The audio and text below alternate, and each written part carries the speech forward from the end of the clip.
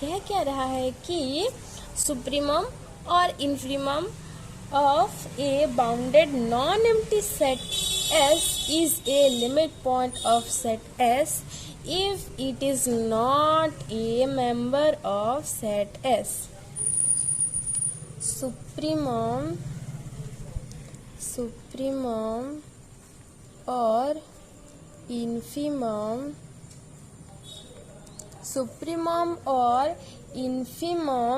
of a bounded non-empty set S is a limit point of set S if it is not a member of set S.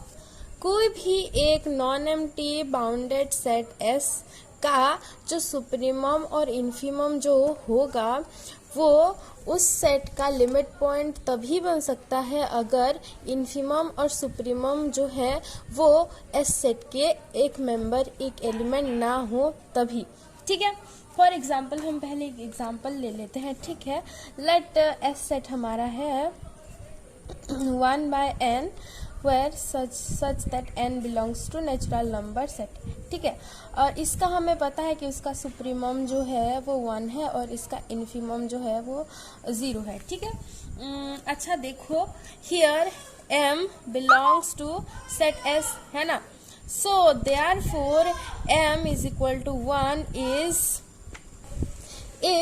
not a limit point of set S, but here m, small m, here infimum does not belongs to set S, 0 does not belongs to m equal to small m equal to 0 is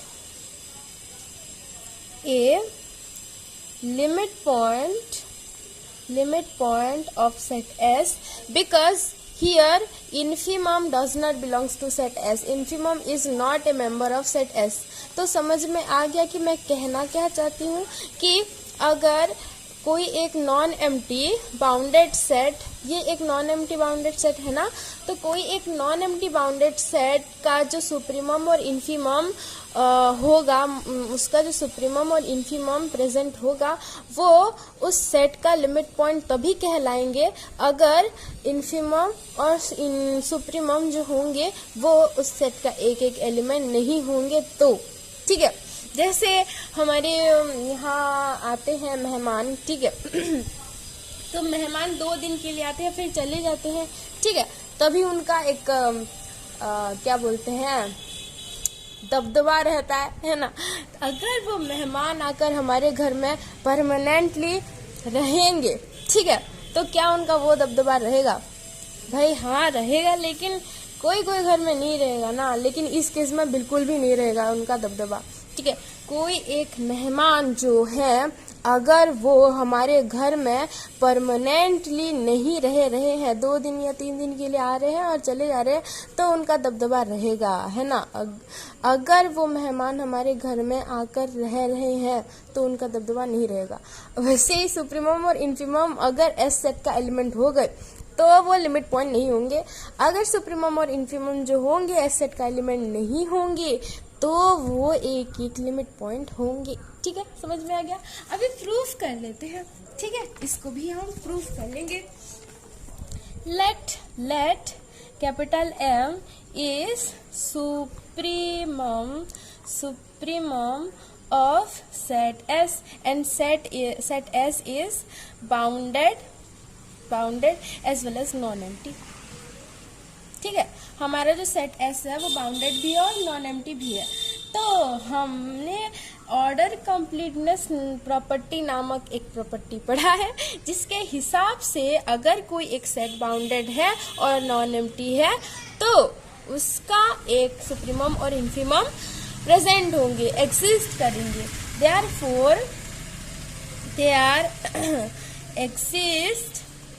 there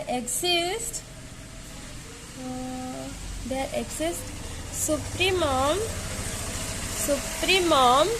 and infimum of set S according to order completeness property. ठीक है, तो अगर M does not belongs to set S, इसका मतलब क्या है? Then for any number epsilon greater than 0, however small, epsilon छोटा quantity हो सकता है लेकिन पॉजिटिव है, ठीक है, there exist at least one member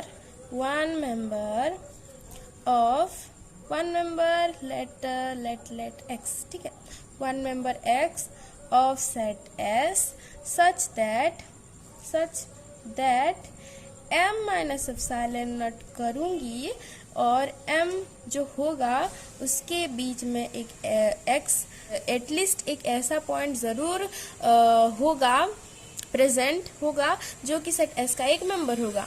क्योंकि m एक सुप्रीमम है सेट S का, therefore there exist at least one member x of S set such that m minus epsilon naught is smaller than x is smaller than m, capital M, ठीक है।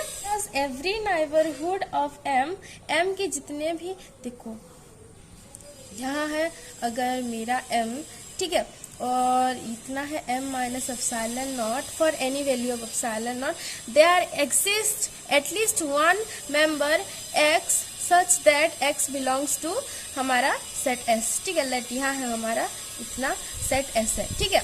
तो हमें क्या मिल रहा है कि m के जितने भी नाइबरहुड होंगे, m के जितने भी पॉसिबल नाइबरहुड होंगे for any value of epsilon,